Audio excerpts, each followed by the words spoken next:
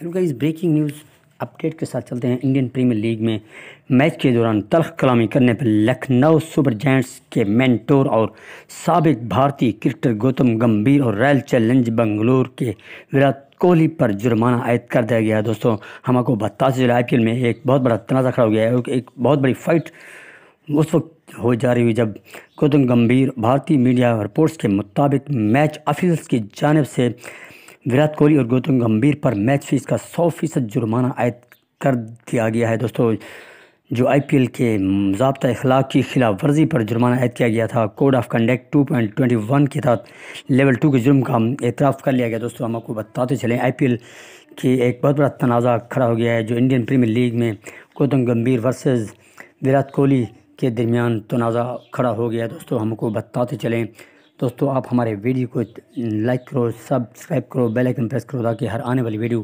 اور ہر آنے والی نیوز آپ تک پہنچ سکے۔ دوستوں شکریہ۔ دوستوں، آئی پی ایل کا ایک بہت بڑا تنازع وراٹ کوہلی